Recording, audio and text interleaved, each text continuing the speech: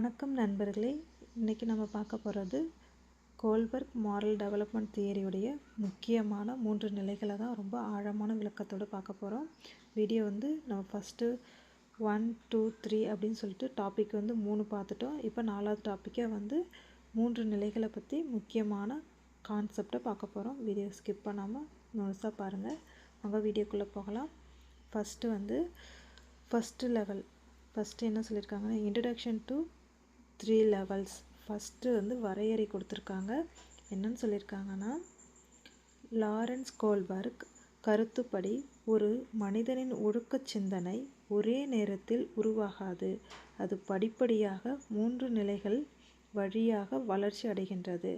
அதாவது என்னன்னா, ஒழுக்க சிந்தனைன்றது எடுத்தோம் ஆன் த ஸ்பாட்டில் அவங்களுக்கு கிடச்சிடாது. ஒவ்வொரு ஸ்டேஜாக அவங்க ஒரு படிப்படியாக ஏற தான் அவங்களுக்கு அந்த நிலை கிடைக்கும் அப்படின்னு சொல்லியிருக்காங்க. இது 3 நிலைகள் எப்படி சொல்லியிருக்காங்கன்னா, இந்த 3 நிலைகள் மனிதன் சரி தவறை எப்படி புரிந்து கொள்கின்றான் என்பதன் அடிப்படையிலே முடிவு எடுக்கின்றான் என்பதே விளக்குகின்றது. மனிதனுடைய சரி தவறுலாம் எப்படி புரிஞ்சுக்கிட்டாங்க, அதுபடி அவங்க எந்த மாதிரி ஒரு முடிவு எடுக்கிறாங்க அப்படின்றது தான் விளக்குது. ஒவ்வொரு மனிதனுக்கும் ஒவ்வொரு அனுபவம் கிடைக்கும். அந்த அனுபவத்தின் மூலமாக அவங்களுடைய கருத்துக்களும் அவங்களுடைய சொற்களும் வித்தியாசப்படும். அவங்களுடைய வே ஆஃப் டாக்கிங் டிஃப்ரெண்ட் ஆகும். அனுபவம் சிறந்த ஆசான்றதுக்கான ஒரு முக்கியமான கான்செப்ட் தான் இந்த ஒழுக்க சிந்தனை, மாரல் ரீசனிங் அப்படின்னு சொல்லியிருக்காங்க. இப்போ நம்ம வரையறையை பார்த்துட்டோம். அதோடைய 3 நிலைகளை இப்போ பார்க்க போகிறோம். முதல் நிலை என்னன்னு பார்க்குறோன்னா, லெவல் 1 ப்ரீ கன்வர்ஷனல் லெவல். இதாவது முன் ஒழுக்க நிலை. நம்ம ஒழுக்கத்துக்கு போகிறதுக்கு முன்னாடி நம்மளுடைய சிந்தனைகள் எப்படி இருக்குது அப்படின்றத பற்றி தான் ஃபஸ்ட்டு நிலையில் சொல்லியிருக்காங்க. அப்படி என்னன்னு பார்க்கலாம். லெவல் 1ல் என்ன சொல்லியிருக்காங்கன்னா, தண்டனையை தவிர்க்க நினைப்பவர்கள். இவங்க தண்டனை நமக்கு வேண்டாம், இந்த தப்பு பண்ணோன்னா நமக்கு தண்டனை கிடைக்கும் அப்படின்றது இதுலேருந்து நம்ம ரிலீவ் ஆகணும் அப்படின்றத பற்றி நினைக்கக்கூடியவங்களாக இருப்பாங்க. தனக்கு நன்மை கிடைத்தால் செயலை செய்பவர்கள். நமக்கு அதில் என்ன மாதிரி பாசிட்டிவாக இருக்கும், நமக்கு அதில் என்ன லாபம் கிடைக்கும் அப்படின்ற எண்ணத்தோடு இருக்கிறவங்களுக்கு, நினைவுகளோடு இருக்கிறவங்களுக்கு தான் இந்த ஃபஸ்ட் லெவல் பொருந்தும்.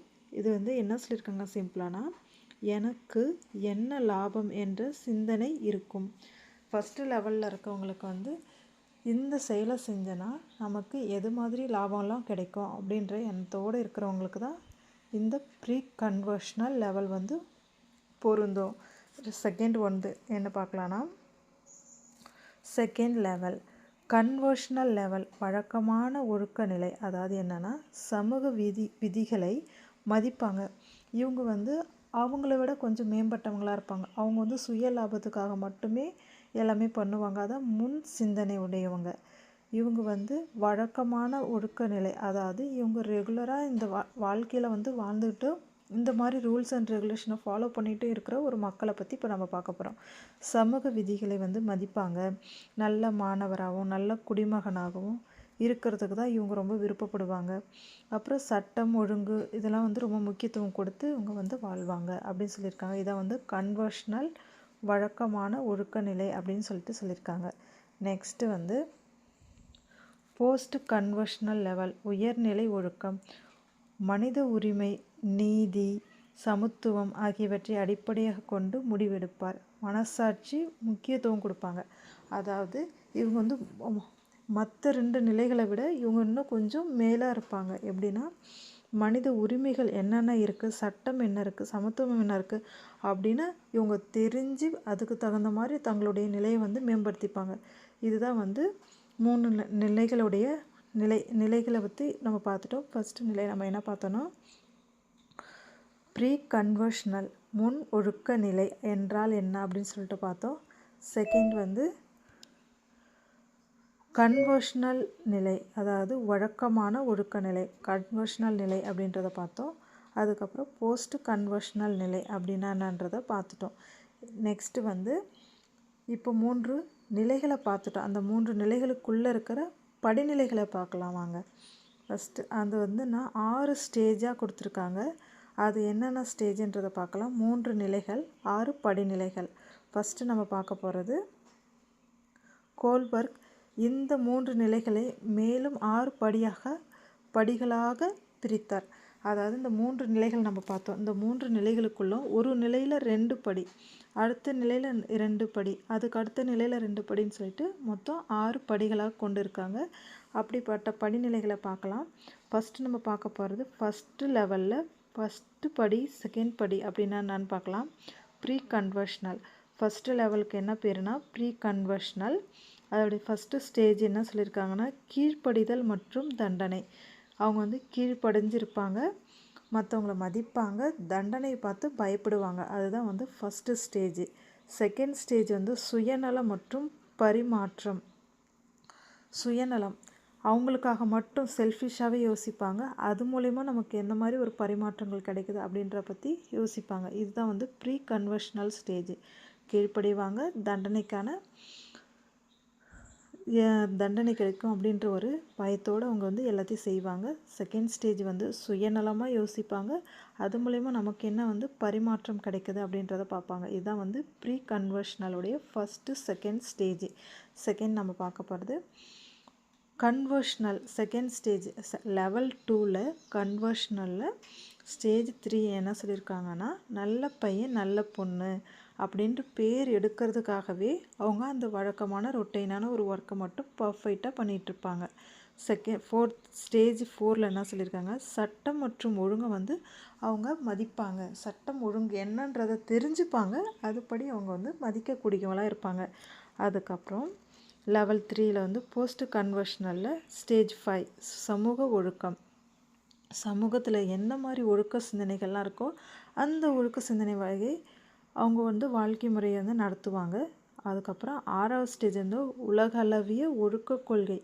உலகத்திலே ரொம்ப சிறந்த கொள்கைகள் என்ன என்றதை தேடி அதுபடி அவங்களுடைய வாழ்க்கையை வந்து வாழ்வாங்க அப்படின்னு சொல்லிட்டு போஸ்ட் கன்வர்ஷனல் லெவலில் மொத்தம் 6 படிநிலைகளையும் 3 நிலைகளையும் சொல்லியிருக்காங்க. இப்போ நம்ம பார்த்தோம் 6 ஸ்டேஜ் என்னன்றதை. ப்ரீ கன்வர்ஷனலில் ஃபஸ்ட்டு, செகண்டு, கன்வர்ஷனலில் 3rd, 4th, போஸ்ட் கன்வர்ஷனலில் 5th and 6th பார்த்துட்டோம்.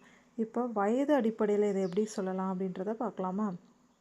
இது வந்து கோல்பர்க் வந்து வயதை வந்து குறிப்பிட்டு நிர்ணயிக்காமல் சொல்லியிருக்காரு. கீழே இருக்கிற வயதை பொறுத்து நம்ம பொதுவாக பார்க்க போகிறோம். ஃபஸ்ட்டு வந்து நம்ம பார்க்க போகிறது என்னென்னா லெவல் 1 ப்ரீ கன்வர்ஷனலுக்கு வந்து பொதுவாக வயது எவ்வளோனா சுமார் 4லேருந்து 10 வயதுக்குள்ளே இருப்பாங்க. அதுவே கன்வர்ஷனல் அப்படின்னா வந்து சுமார் 10லேருந்து 16 வயதுக்குள்ளே இருப்பாங்க. போஸ்ட் கன்வர்ஷனல்னால் 16 வயதுக்கு மேலே இருக்க அனைவருமே அடக்கம். அதாவது ப்ரீ கன்வர்ஷனல்னால் 4லேருந்து 10 வயது அந்த குழந்தைகளுக்கு வந்து எப்படி வந்து ஒழுக்கமாக இருக்கணும், எப்படி வந்து அப்பா அம்மா டீச்சர்ஸ்கிட்டலாம் திட்டு வாங்காமல் தண்டனை கிடைக்காமல் இருக்கணும் அப்படின்ற ஸ்டேஜில் இருப்பாங்க. கன்வர்ஷனல் லெவலில் வந்து ஓரளவுக்கு டீனேஜ் அடைக்கும் போது அவங்க வந்து இதுதான் சட்டம், இதுதான் ஒழுங்கு, இதுதான் நம்ம நாட்டுடைய வரையறை அப்படின்றத புரிஞ்சு அவங்க வந்து வாழ வந்து தொடங்க ஆரம்பிப்பாங்க. போஸ்ட் கன்வர்ஷனல் லெவல் வந்து 16 வயதுக்கு மேலே போயிட்டாங்க. அவங்களுக்கு வந்து நம்மளுடைய நாட்டுடைய ஒழுக்கம் இதுதான், சட்டம் இதுதான் அப்படின்றது எல்லாத்தையும் புரிஞ்சு தெரிஞ்சு அவங்க நடந்துப்பாங்க. அதுதான் சொல்லியிருக்காங்க. பொதுவாக அவங்களுடைய வயது வரம்பு வந்து ப்ரீ கன்வர்ஷனலுக்கு 4லேருந்து 10, கன்வர்ஷனல் 10லேருந்து 16, போஸ்ட் கன்வர்ஷனல் 16 வயது. இப்போ வந்து நம்ம ஃப்ளோ சார்ட் பார்க்க போகிறோம். ஃபஸ்ட்டு என்னென்னா மாரல் டெவலப்மெண்ட் வந்து அவங்களுக்கு நல்ல ஒழுக்க சிந்தனை வந்து எப்படி மாரல் ரீசனிங் எப்படி வளர்ந்துருக்குன்றதை பொறுத்து வந்து மாரல் டெவலப்மெண்ட் இருக்கும். அந்த மாரல் டெவலப்மெண்ட் நல்லா வளரும் போது தான் லெவல் 1 வந்து அவங்க அடைகிறாங்க ப்ரீ கன்வர்ஷனல் ஸ்டேஜ். அப்போ ப்ரீ கன்வர்ஷனல் ஸ்டேஜ் அவங்க நல்ல முறைக்கு அடைஞ்சதுக்கப்புறம் அதில் வந்து ஸ்டேஜ் 1ல் வந்து அவங்களுக்கு ஒபீடியன்ஸும் பனிஷ்மெண்ட்டுனா என்னன்றதை வந்து புரிஞ்சு தெரிஞ்சுக்கிறாங்க. அதுக்கு அடுத்தது வந்து ஸ்டேஜ் 2ல் வந்து என்ன பண்ணுறாங்க இண்டிவிஜுவலிசம் அண்டு எக்ஸ்சேஞ்ச். அவங்களுக்குள்ள நான் யார், நான் என்ன பண்ணுறேன், எனக்கு என்ன வேணும் அப்படின்றத தெரிஞ்சுக்கிறாங்க. அவங்களுக்குள்ள ஒரு பரிமாற்றத்தை அவங்க அடையிறாங்க, அதுதான் எக்ஸ்சேஞ்ச் ஆகுறாங்க. அதுக்கப்புறம் வந்து லெவல் 2க்கு போகிறாங்க கன்வர்ஷனல் ஸ்டேஜுக்கு போனதுக்கப்புறம் கன்வர்ஷனலுக்கு போயிடறாங்க. அப்போ வந்து ஸ்டேஜ் 3லேயும் ஸ்டேஜ் 4லேயும் எந்த மாதிரி ஆகுறாங்கன்னா ஸ்டேஜ் 3ல் வந்து நான் ஒரு நல்ல பையன், நான் ஒரு நல்ல பொண்ணு அப்படின்றது தன்னைத்தானே ஃபஸ்ட்டு அவங்க அறிஞ்சிக்கிறாங்க. அதுக்கப்புறம் நம்ம நாட்டினுடைய சட்டம் என்ன ஒழுங்குன்றதை பற்றி அவங்க தெரிஞ்சுக்கிறாங்க. லா அண்ட் ஆர்டரை பற்றி தெளிவாக தெரிஞ்சுக்கிறாங்க.